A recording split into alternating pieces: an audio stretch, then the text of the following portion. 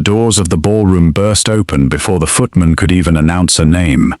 A young woman stumbled through the crowd, dragged by the wrist by her own cousin, her head down, her steps unsteady from shame.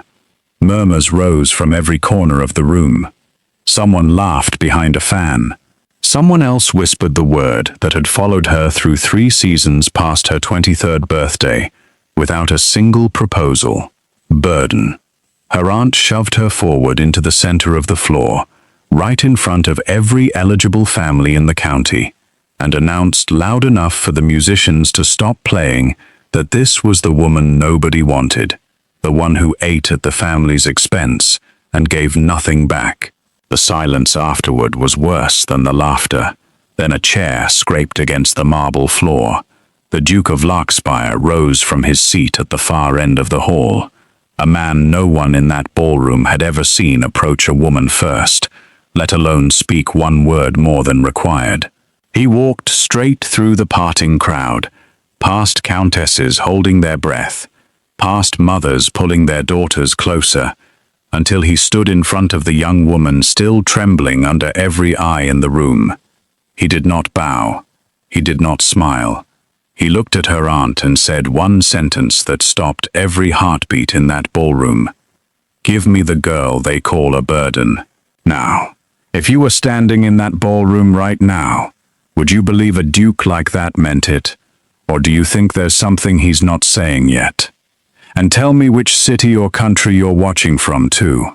I love seeing how far this story travels. And if this pulled you in already, hit subscribe, because what happens next changes everything. The ballroom had not moved. Not one candle flickered. Not one fan stirred.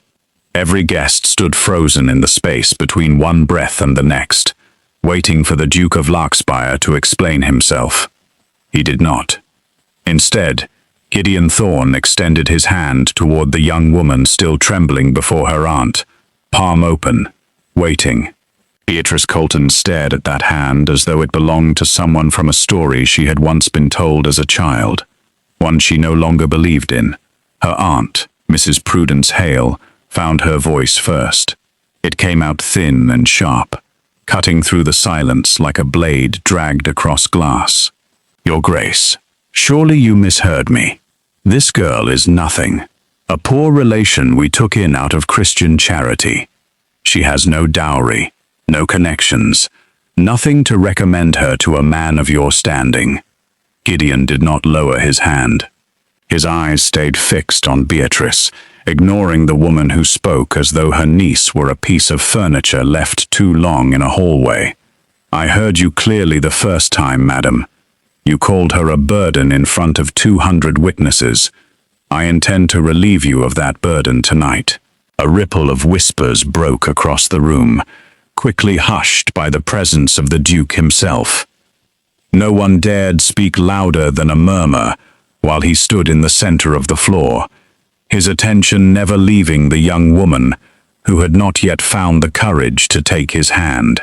Beatrice's cousin, Delphine Hale, who had dragged her into the ballroom moments earlier by the wrist, now stood pale near the refreshment table, her mouth slightly open, her carefully arranged curls suddenly forgotten. She had spent the entire season positioning herself in front of every eligible bachelor in the county, and now the most eligible man in England stood, asking for the cousin she had spent years mocking. Beatrice finally lifted her eyes to meet the Duke's. She searched his face for cruelty, for the kind of joke wealthy men sometimes played on women like her, the kind that ended in laughter at her expense, once the room had its fill of watching her hope rise only to be crushed. She found none of that in his expression. What she found instead unsettled her more. Recognition. "I do not know you, Your Grace," she said quietly, her voice steadier than she expected it to be. "Why would you ask this of me?" "Not here," Gideon answered, "but I will tell you everything you wish to know, if you will only step away from this room with me." Her uncle, Mr. Cornelius Hale, pushed forward through the crowd at that moment, his face flushed with a mixture of confusion, and something closer to fear. He had spent the last 3 years treating his late brother's daughter as an unwelcome expense, a mouth to feed, in exchange for labor no servant would agree to perform without wages. He had never once considered that the girl might hold any value at all, and certainly not to a man whose family had once been spoken of only in hushed, reverent tones across 3 counties. "Your Grace," Cornelius said, bowing low enough that his forehead nearly grazed his own knee. "If there has been some misunderstanding regarding my niece's situation, I assure you, we can correct it immediately. She is available for whatever arrangement suits you." The words landed like a slap across the room. Even the musicians, still frozen with their instruments half raised, exchanged uneasy glances. Gideon's jaw tightened. "She is not a parcel to be handed across a room, sir. She will decide for herself." He turned back to Beatrice, and for the first time that evening, something in his voice softened, just enough for her to notice. "I am not asking you to marry me tonight, Miss Colton. I am asking you to leave this house and this family and come somewhere you will never again be called a burden by anyone." Beatrice's throat tightened. She thought of the years spent scrubbing floors before dawn while Delphine slept until noon. She thought of meals eaten alone in the kitchen after the family had finished, of the winter she had worn the same threadbare shawl for 3 months because her aunt insisted new fabric would be wasted on a girl no one would ever court. She thought of the letters from her father, dead now 6 years, the only person who had ever called her clever instead of costly. She placed her hand in his. The room exhaled all at once, a collective sound of shock and scandal that would follow the story through every drawing room in the county before the week was through. Gideon led her from the floor without another word to her aunt or uncle, past the stunned faces of guests who had spent the evening whispering about her second-hand gown, out through the tall doors and into the cool night air of the courtyard, where his carriage waited beneath a row of lanterns. Only once they stood beyond the reach of curious ears did Beatrice turn to face him fully. "Now, Your Grace, explain yourself." Gideon studied her for a long moment before he spoke. "Your father's name was Thomas Colton." Beatrice went still. "You knew my father?" "He saved my life once, on a road outside London, when I was a boy of 12, and my carriage overturned in a storm. He pulled me from the wreckage before it caught the current of the flooded ditch beside the road. My own father offered him a reward. Your father refused it. He said a man does not charge another man for his life."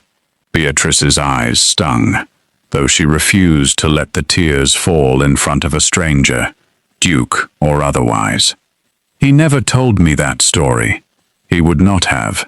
From what little I gathered of him in the years after, he was not a man who spoke of his own kindness." "Then why now?" she asked. "Why appear after all this time, after he has been gone 6 years, and claim me in front of the entire ballroom as though I were owed to you?"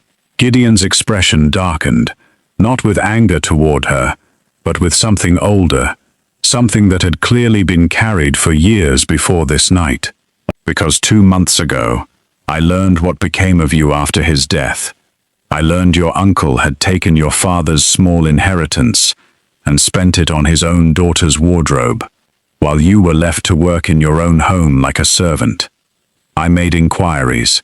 What I found made me ashamed it took me this long to act." Beatrice's hands curled into fists at her sides. "You knew, and you did nothing for 2 months. I needed to be certain the man responsible would face consequences beyond mere embarrassment. Tonight, in front of witnesses, I ensured he could no longer deny what he had done, nor quietly repair his reputation afterward. Every family in that ballroom will remember what he called you, and what I did in answer." She studied him carefully, searching for any sign that his motives ran deeper, darker, that a debt of honor was merely the story he offered while something else waited beneath it. She found only steady certainty in his gaze. "And what happens to me now?" she asked. "You cannot simply take me from that house and deposit me somewhere else without consequence. My reputation will be in ruins by morning. You will stay under my mother's protection at Larkspire until arrangements can be made that suit you. No one will question a debt of honor paid to the daughter of the man who saved my life. If anything, your reputation will improve considerably by association." Beatrice almost laughed, though there was little humor in it. "You make it sound simple." "It will not be simple," Gideon admitted. "Your aunt and uncle will not forgive the humiliation easily, and there are those in society who will resent a duke elevating a penniless relation above their own daughters. But I did not bring you out of that ballroom to abandon you to further cruelty. Whatever comes next, you will face it with resources you did not have an hour ago." The carriage door opened. Beatrice hesitated only a moment before stepping inside, the weight of 6 years lifting from her shoulders even as a new, unfamiliar weight settled in its place. She did not yet know what it meant to be under the protection of a duke, nor what price such protection might eventually demand. As the carriage pulled away from the Hale townhouse, Beatrice glanced back through the window one last time. Delphine stood in the doorway, her face twisted with an expression Beatrice had never seen on her cousin before. Not pity or concern, but envy. Larkspire Hall rose out of the morning mist like something conjured rather than built, its stone walls stretching far beyond anything Beatrice had imagined during the long carriage ride through the night. She had grown up hearing stories of grand estates, but nothing had prepared her for the sheer scale of the place that now, however briefly, she was meant to call a refuge. The Dowager Duchess, Theodosia Thorne, met them at the entrance before the carriage had fully stopped.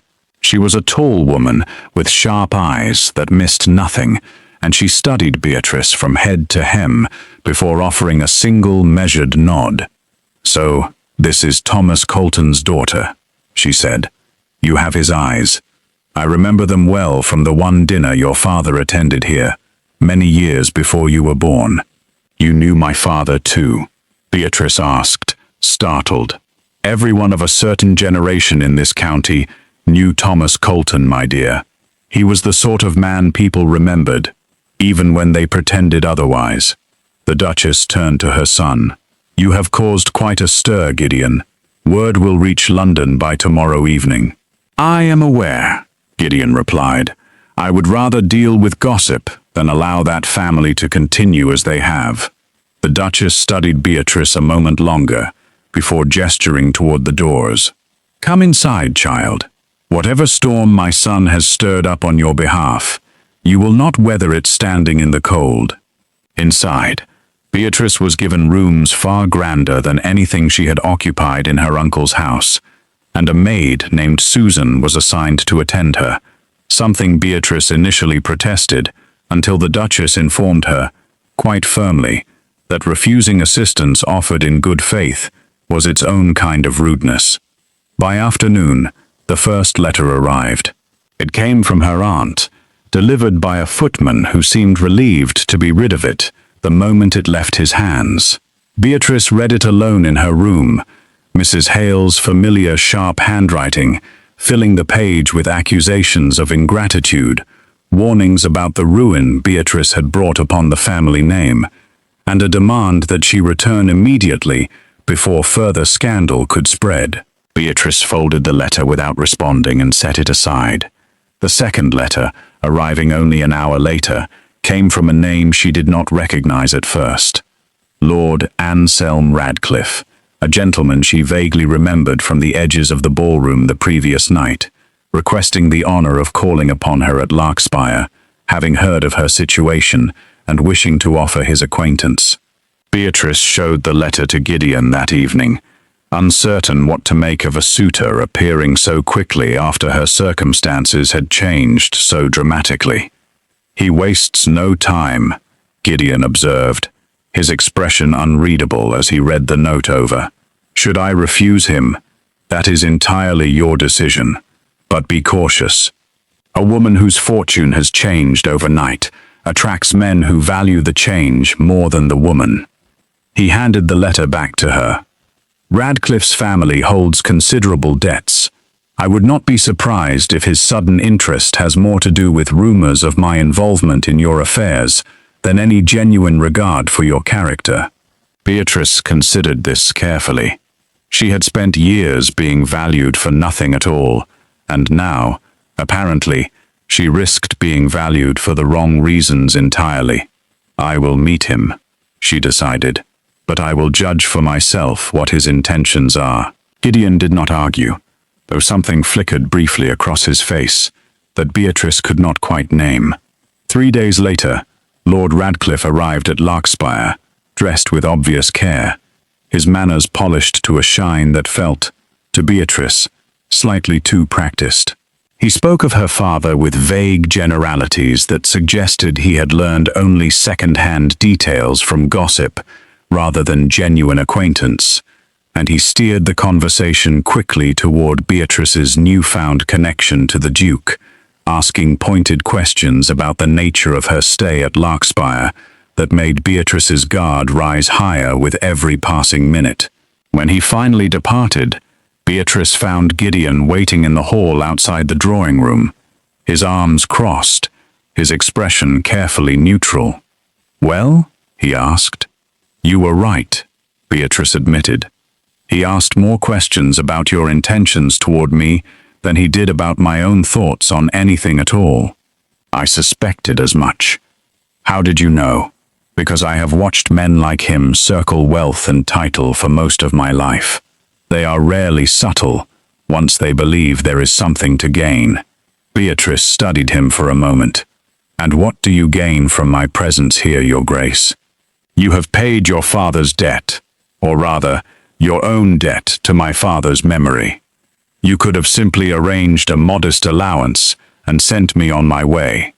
Instead, you have installed me in your family home, under your mother's direct protection, inviting exactly the kind of scrutiny you warned me against." Gideon's jaw tightened slightly, as though weighing how much to reveal. "There is more to this than a debt of honor," he finally admitted, "but it is not a conversation for a hallway." "Then where?" "Tomorrow. The gardens after breakfast. I will tell you everything." That night, Beatrice lay awake long after the household had gone quiet, turning his words over in her mind. There is more to this. She thought of her father's silence about the man he had once saved, of the years of hardship that followed his death, of the sudden appearance of a duke who seemed to know far more about her family than he had initially let on. She thought, too, of the way he had looked at her across the ballroom before he ever spoke a word, as though he had been searching for her far longer than one evening could account for. Sleep did not come easily. When it finally did, she dreamed of her father's voice, calling her name across a field she did not recognize, urging her toward a door she could not yet see. She woke before dawn, dressed quickly, and made her way to the gardens well before the appointed hour, unwilling to spend one more moment wondering what truth waited for her among the roses and the early morning frost. The gardens at Larkspire held a stillness that morning that felt almost sacred, frost clinging to the edges of the rose bushes, the sky still carrying the pale grey of early dawn. Beatrice found Gideon already waiting near a stone bench beneath an old oak, his hands clasped behind his back, his gaze fixed on something far beyond the hedges. "You came early," he said without turning. "I could not sleep." "Neither could I." He gestured for her to sit, and after a moment's hesitation, she did. He remained standing, choosing his words with visible care before he finally spoke.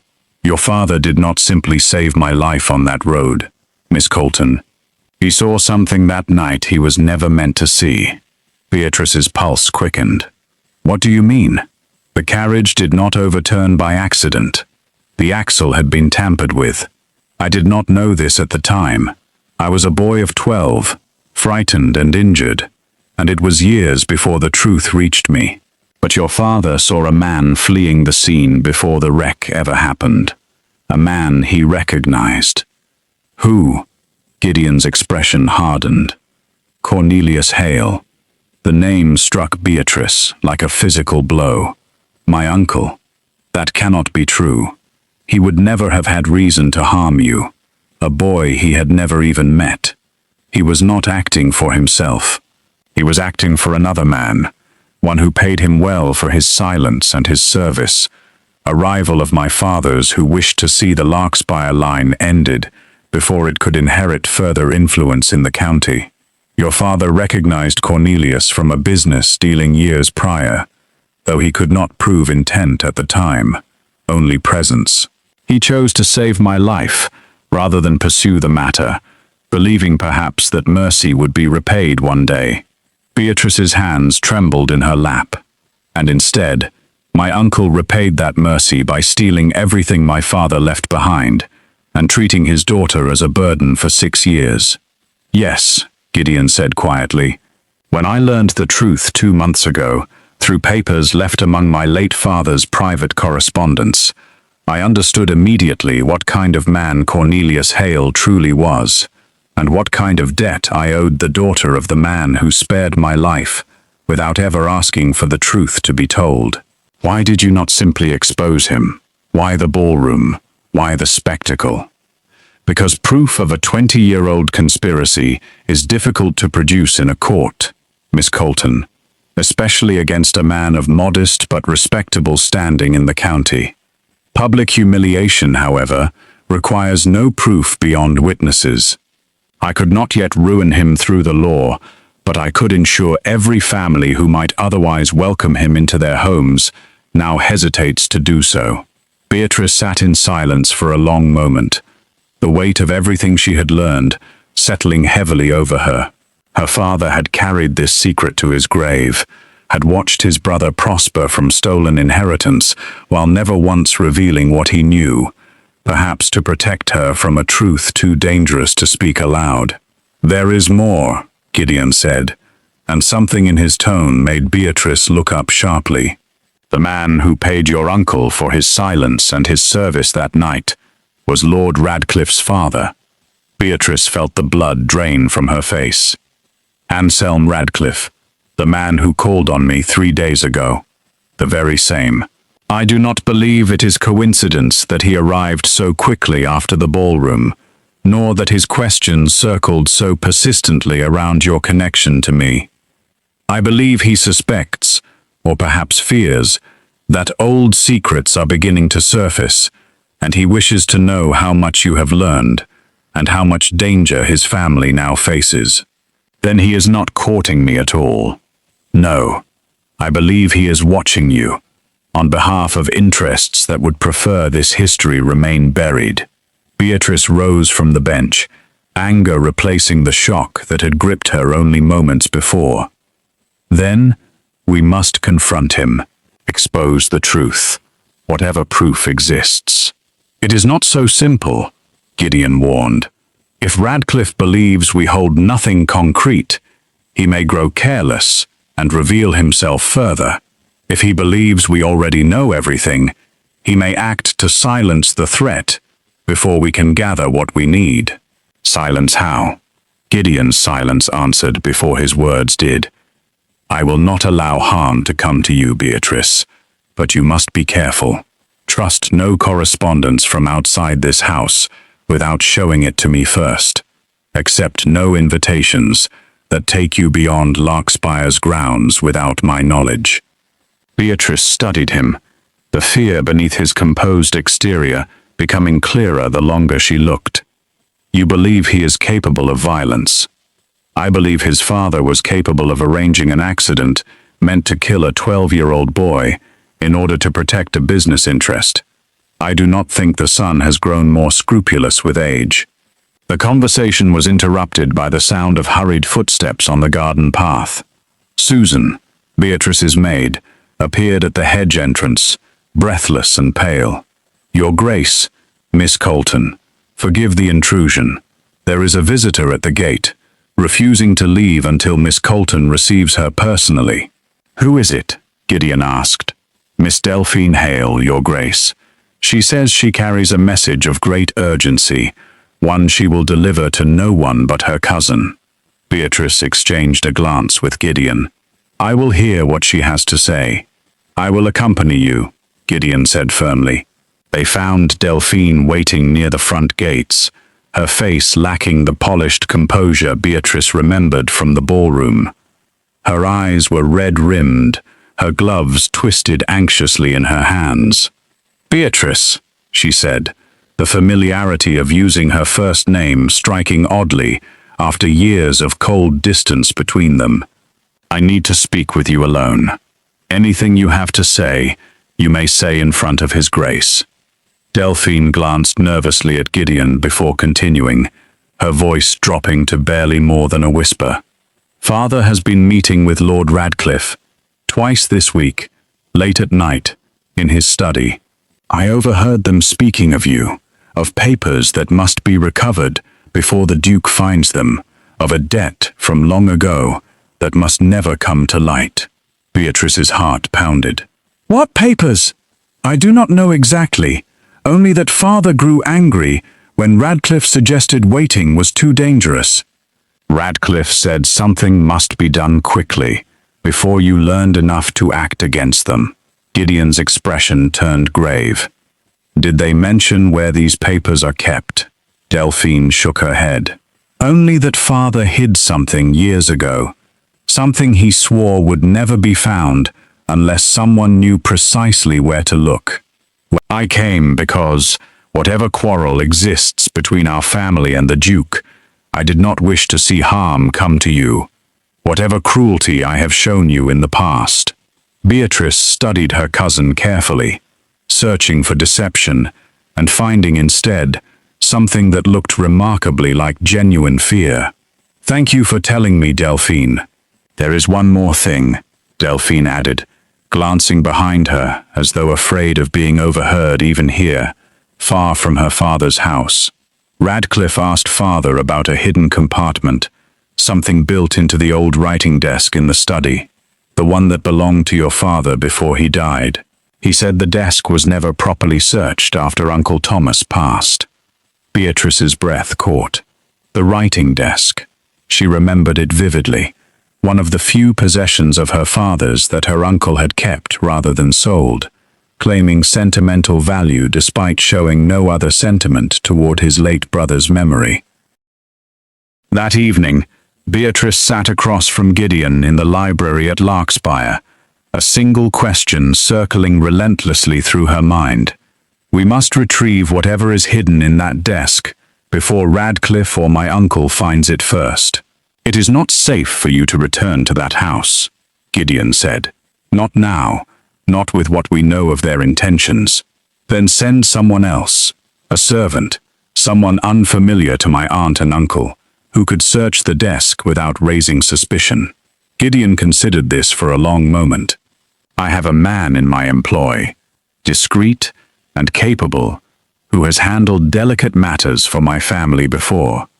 I will send him tonight, under cover of darkness, to search the desk before Radcliffe acts on whatever information your cousin provided him." The plan was set into motion before midnight. Gideon's man, a quiet former soldier named Harold Pratt, departed Larkspire on horseback, with instructions to enter the Hale residence through the servants' entrance, a route Beatrice herself sketched from memory, and searched the writing desk in her father's old study without drawing attention. Beatrice waited through the long hours of the night in the drawing room, unable to sleep, watching the clock with growing anxiety as each hour passed without a word. Gideon remained with her, though conversation between them grew sparse as the night wore on, replaced instead by a silence that felt, strangely, like comfort rather than emptiness. "You did not have to stay awake with me," Beatrice said finally, somewhere near 2 in the morning. "I would not have been able to sleep regardless," Gideon admitted. Not while a man in my employ risks discovery on your behalf, and not while you sit here carrying fears I helped place upon you. You did not place them upon me. My uncle did that, years before you ever entered my life. Perhaps, but I have complicated matters considerably by dragging old secrets into the light. Had I said nothing, you would still be trapped in that house, but you would not now be a target for men who fear what you might expose. Beatrice turned to face him fully. I would rather face danger with the truth than live in comfortable ignorance forever, Your Grace. My father chose silence to protect me, and it cost him everything he might have built for us both. I do not intend to make the same choice. Something shifted in Gideon's expression, admiration mixed with a concern he did not bother to hide. Your father would be proud of the woman you have become, despite every effort your family made to diminish you. Before Beatrice could respond, the sound of hooves on gravel drew both their attention toward the window. Harold Pratt had returned.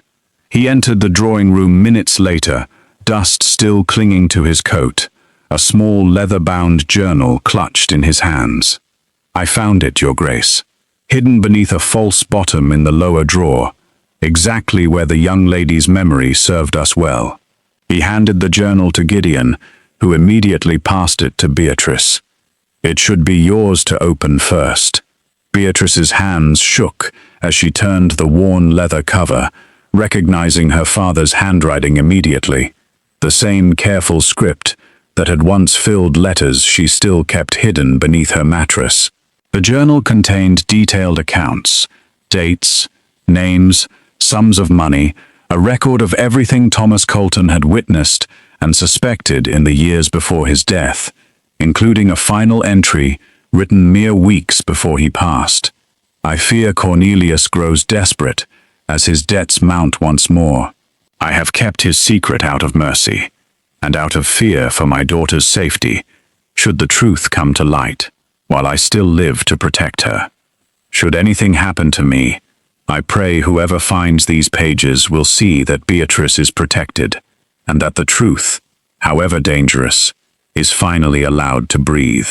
Beatrice looked up, tears finally breaking free after years of forcing them back. He knew his own brother might harm him, and he said nothing, only to protect me. Gideon's jaw tightened, with barely restrained fury. This journal proves intent, motive, and knowledge spanning years. Combined with testimony and the circumstances of your father's death, it may be enough to bring formal charges against both your uncle and Radcliffe's family. My father's death, Beatrice repeated slowly, a horrible realization dawning. You believe it was not natural. Gideon's silence confirmed what she already feared. The physician who attended him recorded his death as sudden failure of the heart. Gideon said carefully, but sudden failures can be induced, Beatrice, particularly in a man who had grown suspicious of his own brother's dealings and who had begun, according to this journal, making inquiries of his own in the months before he died. The room fell into heavy silence as the full weight of the revelation settled over them both. Beatrice's father had not simply died of natural causes after years of quiet suffering. He had been murdered, likely by the very brother who had spent the years since profiting from his death and treating his orphaned daughter as an unwanted burden. We must go to the magistrate, Beatrice said, her voice hardening with resolve. Tonight, if possible. Tomorrow, Gideon corrected gently. The magistrate will not receive us at this hour, and we must ensure this journal is copied and secured before we present it, in case anyone attempts to seize or destroy the original. I will not risk losing the only proof we possess. Beatrice nodded, though sleep felt impossible now, her mind racing through the implications of everything she had learned in a single night. Her father's murder, her uncle's guilt, a conspiracy stretching back 20 years, connecting two families in ways she had never imagined possible. As dawn broke over Larkspire's gardens, a messenger arrived at the gates, breathless and urgent, bearing news that would upend everything they had planned for the day ahead. Cornelius Hale had fled the county overnight, taking his wife and daughter with him, leaving behind an empty house and a study stripped bare of every remaining document that might have served as evidence against him. The news struck the household like a second thunderclap in as many days. Beatrice stood in the drawing room, the messenger's words echoing in her ears, while Gideon's expression hardened into something colder than she had yet seen from him. They left in the night, the messenger continued, catching his breath. A neighbor saw the carriage depart before first light, loaded with trunks. The house has been shut up entirely. No servants remain, Your Grace. They were dismissed without wages, according to the cook, who came to us for help. And Radcliffe? Gideon asked sharply. Gone as well, Your Grace. His townhouse in the county was vacated yesterday afternoon, before the Hales fled. It seems the two departures were arranged together. Beatrice's mind raced through the implications. They knew we had found the journal, or they suspected it strongly enough to run rather than risk discovery, Gideon said. Either way, they have chosen flight over confrontation, which tells us they understand exactly how damning that journal is. Then we have lost them, Beatrice said, frustration cracking through her voice. Without my uncle and Radcliffe present to answer for what they have done, the magistrate has no one to charge. Not entirely lost, Gideon said, already moving toward his desk, pulling paper and ink toward him with quick, decisive motions. A man fleeing in the night leaves traces, particularly a man traveling with a wife, a daughter, and enough trunks to require a full carriage. I will send riders to every coaching inn within 30 miles by morning. Men do not vanish easily when they travel with that much baggage and that little planning. Beatrice watched him work, admiring the speed with which he shifted from stunned stillness to decisive action, a trait she suspected had served the Larkspire estate well, through whatever difficulties it had faced over the years. Within the hour, 4 riders departed Larkspire in different directions, each carrying detailed descriptions of the Hale carriage and instructions to report back the moment any trace was found. Beatrice remained behind, though every instinct urged her to ride out herself, aware that her presence would only complicate matters should her uncle be located and confronted. The waiting proved harder than she expected. She occupied herself reading through the journal again, searching for details that might reveal where her uncle would flee, what connections he might rely upon, now that his secret lay exposed. On the 14th page, she found something she had overlooked in her first reading, a name mentioned only once, in passing, as a business associate of her uncle's from years before her father's death. Josiah Blackwell, a man who owned property along the northern coast, whom Cornelius had once described in a letter as a friend willing to overlook certain difficulties in exchange for favors owed. Your Grace, Beatrice called, hurrying to find Gideon in his study. I believe I know where they may be headed. She showed him the passage, and Gideon's expression sharpened with renewed purpose. The northern coast. It would explain the direction the neighbor described, away from London, toward the less populated roads. If this Blackwell still owns property there, and if my uncle believes he can hide among old associates until the scandal passes, that is where we will find him. Gideon called for fresh horses immediately, dispatching a rider north, with instructions to make inquiries at every property owned by a man named Blackwell along the coastal roads. It was a gamble, built on a single line in a journal written years before, but it was the only lead they possessed. 3 days passed with no word. Beatrice grew increasingly restless, torn between hope and the fear that her uncle had simply vanished entirely, taking with him any chance of justice for her father's death. The Dowager Duchess, sensing her distress, took to walking with her each morning through the gardens, offering quiet company rather than empty reassurances that all would be well. "My husband once told me," Theodosia said on the third morning, "that guilty men rarely run far enough. They believe distance alone protects them, when in truth, it is only patience that protects the innocent who pursue them." "I hope you are right," Beatrice replied. "I do not know what I will do if he escapes justice entirely. You will continue living, my dear, exactly as you have already proven capable of doing. Justice, when it comes, will only confirm what you already know to be true." During those same 3 days, Gideon spent long hours corresponding with solicitors in London, ensuring that whatever charges eventually came before a magistrate would hold firm under scrutiny. He explained to Beatrice one evening that a case built only on a dead man's journal could be challenged by a clever barrister, and that additional testimony would be needed to secure a conviction that could not later be overturned. "What kind of testimony?" Beatrice asked.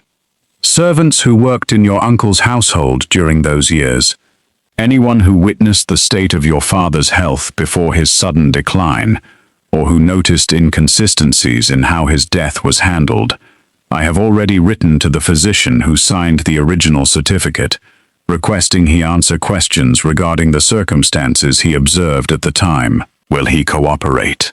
He has little choice, if he wishes to avoid suspicion of his own negligence, or worse, complicity." On the fourth day, a rider returned to Larkspire at a gallop, exhaustion etched into every line of his face, but his news carried the weight of victory rather than defeat. "We found them, Your Grace.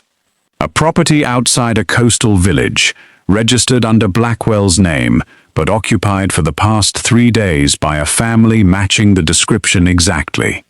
The magistrate in the nearest town has been informed and awaits your instruction before proceeding, given the delicacy of a case involving a duke's testimony." Gideon turned to Beatrice immediately.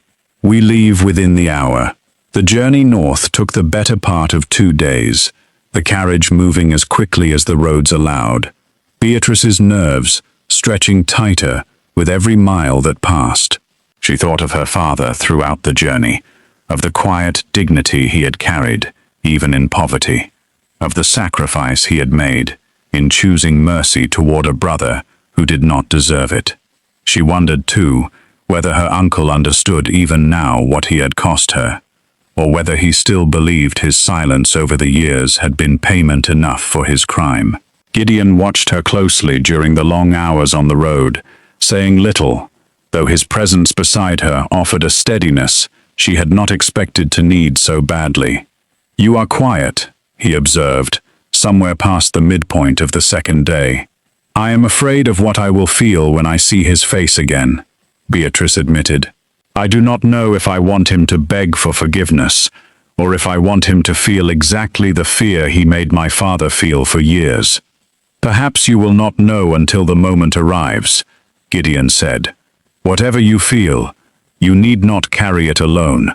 When they finally arrived at the coastal property, a modest house overlooking grey waters and rocky cliffs, the local magistrate met them at the gate, a stern-faced man named Mr. Wexford, who greeted Gideon with evident relief. "Your Grace, we have kept watch as instructed, though I confess I did not expect the matter to involve quite so serious a charge when your rider first arrived." "The evidence will speak for itself, Mr. Wexford," Gideon replied, producing the copied pages of the journal, along with sworn statements he had gathered before their departure. "I trust you will find sufficient grounds to proceed." Mr. Wexford reviewed the documents carefully, his expression growing graver with each page. "This is a serious accusation indeed, Your Grace, if it holds true. Murder, conspiracy, and theft, spanning more than 20 years. I will need to speak with Mr. Hale directly, and with the young lady herself, if she is willing to provide testimony. I am willing, Beatrice said immediately, her voice steady despite the pounding of her heart. I have waited years for the truth to be spoken aloud. I will not falter now. They approached the house together, Mr. Wexford leading with 2 constables at his side, Gideon and Beatrice following close behind. The door opened before they reached it, and Cornelius Hale stood in the entrance, his face draining of color the moment his eyes fell upon his niece, standing beside the Duke of Larkspire. Beatrice, he said, his voice barely above a whisper, how did you find us? The truth has a way of surfacing, uncle, no matter how deep you believe you have buried it. Cornelius did not move from the doorway. Behind him, in the shadows of the narrow hall, Beatrice could see her aunt clutching the doorframe for support, her face gray with the particular exhaustion of a woman who had spent days waiting for exactly this moment to arrive. You have no right to come here, Cornelius said, though his voice carried none of the authority it once held in his own drawing room.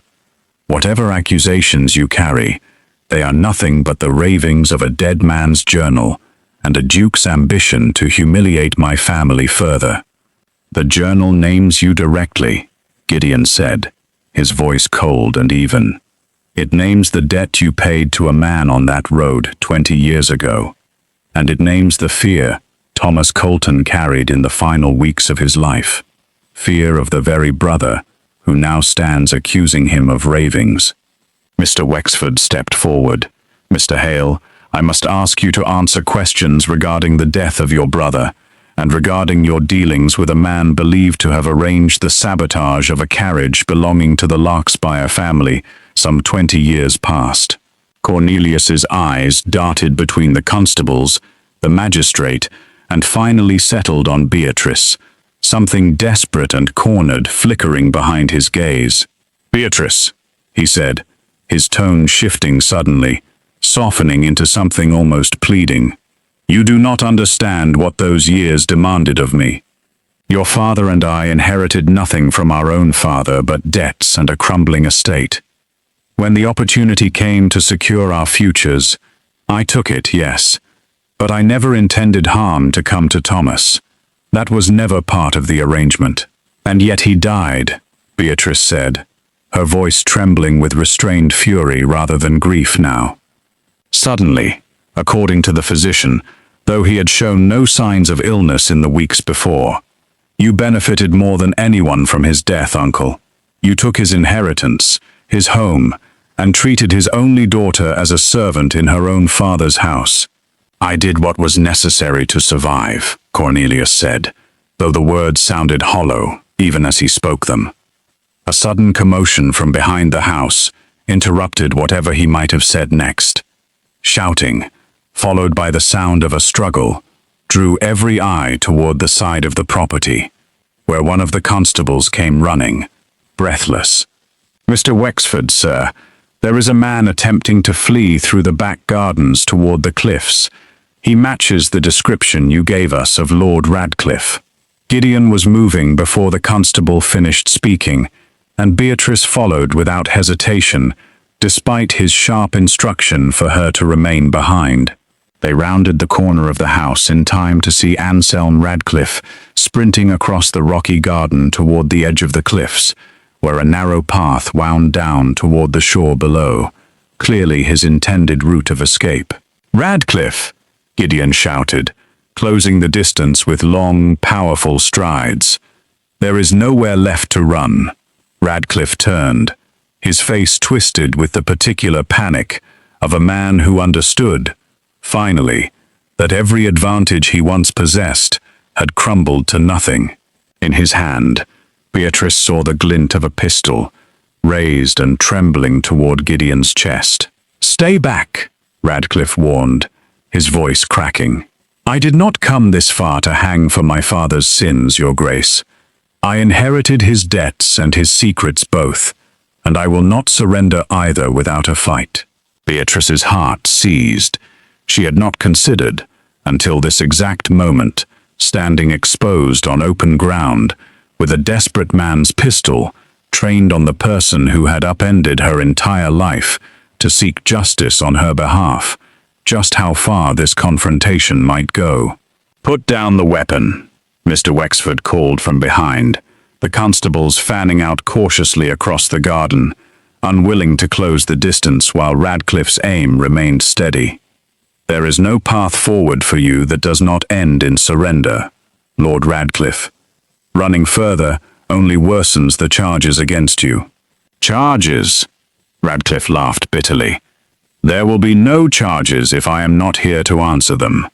He took a step backward toward the cliff edge, and for one terrible moment, Beatrice believed he intended to fling himself over rather than face capture. Instead, his eyes shifted to Beatrice, and something calculating replaced the panic in his expression. "Perhaps there is another way," he said slowly. "Miss Colton comes with me, a guarantee of safe passage from this county, and I will trouble none of you again." "You will not touch her," Gideon said, his voice dropping into something dangerously quiet. "I do not intend to ask permission, Your Grace." Radcliffe lunged toward Beatrice with surprising speed for a man who moments earlier had been fleeing in terror. Gideon moved faster, throwing himself between them just as the pistol discharged, the sound cracking across the cliffside like thunder splitting open the sky. For one suspended, horrifying moment, Beatrice believed Gideon had been struck. He staggered, and a cry tore from her throat before she could stop it, but he remained upright, the shot having gone wide as Radcliffe's arm was knocked aside in the struggle. Gideon seized the man's wrist, forcing the spent pistol from his grip, and the two men grappled at the very edge of the cliff path, dangerously close to the drop below.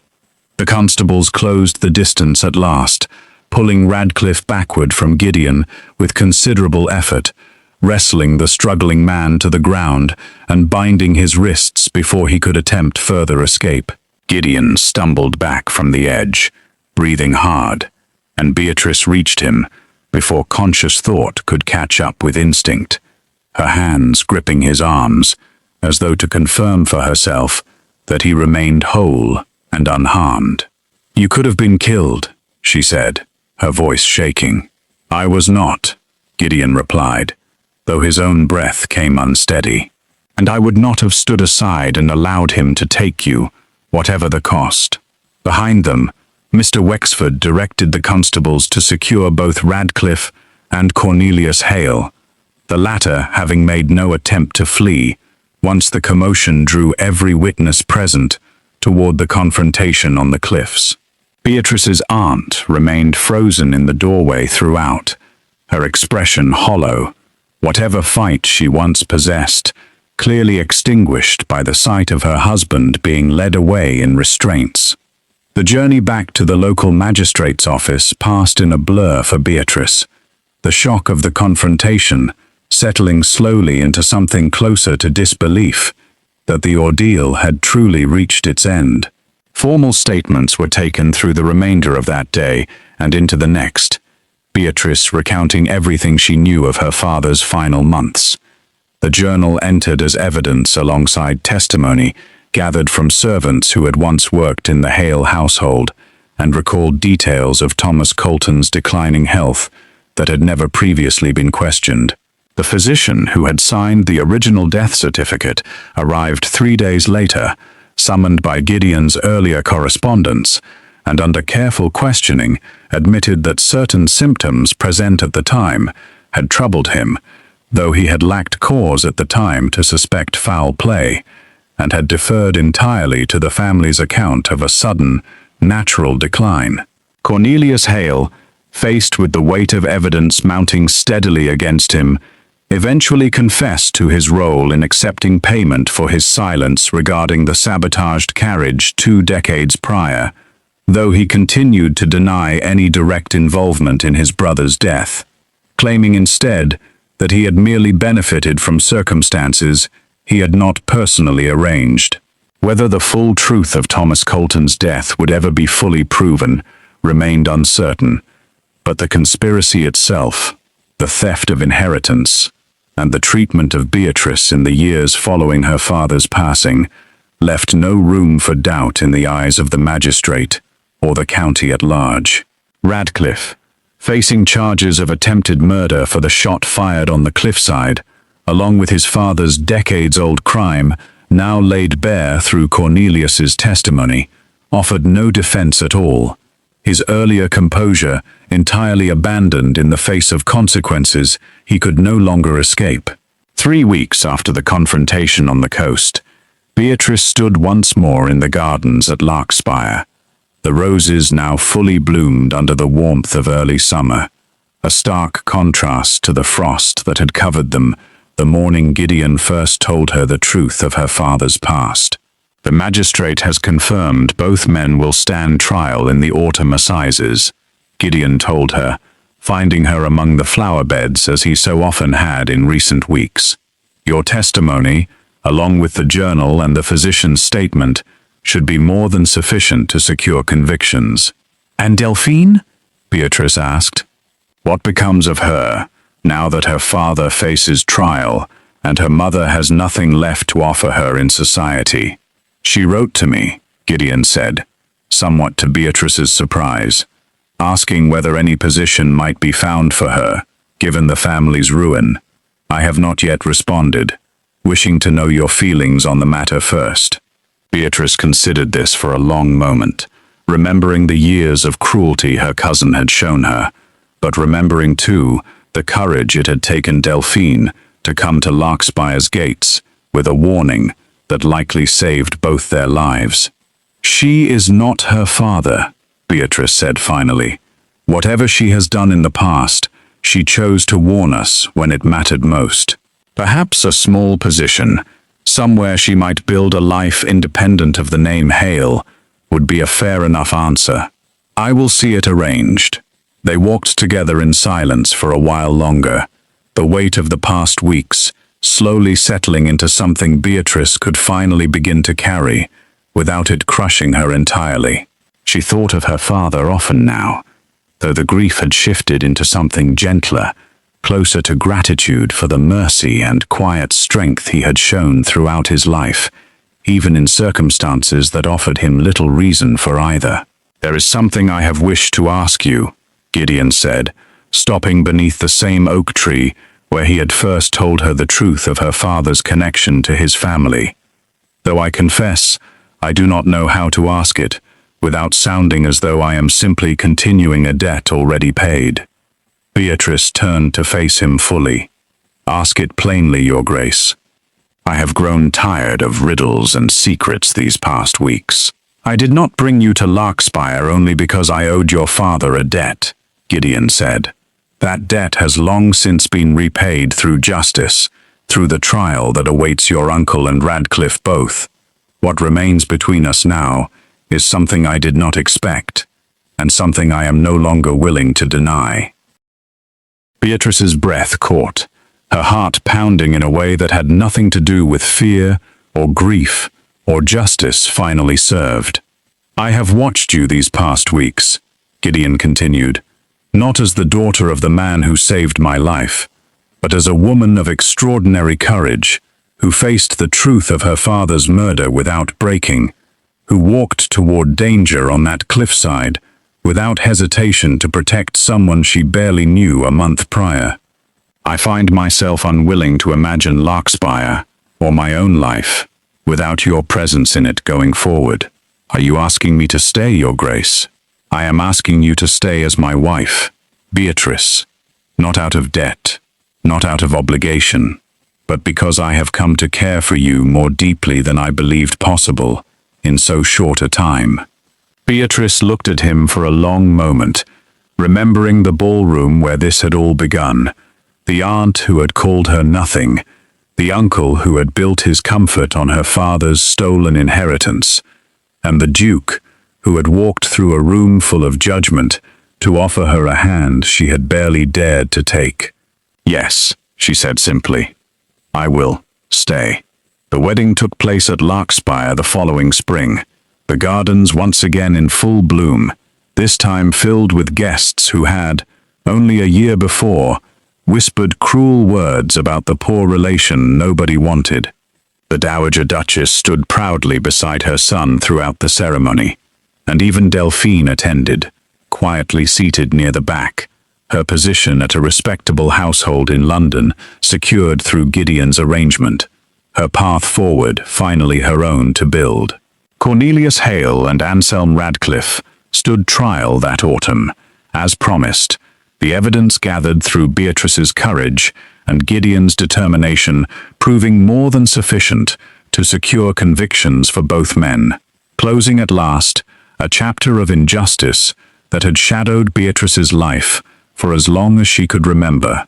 Standing in the gardens on her wedding day, surrounded by roses and sunlight and a family who had chosen her not out of obligation but out of genuine care, Beatrice thought once more of her father's final words in that hidden journal, his prayer that the truth would one day be allowed to breathe, and that his daughter would find protection long after he could no longer offer it himself.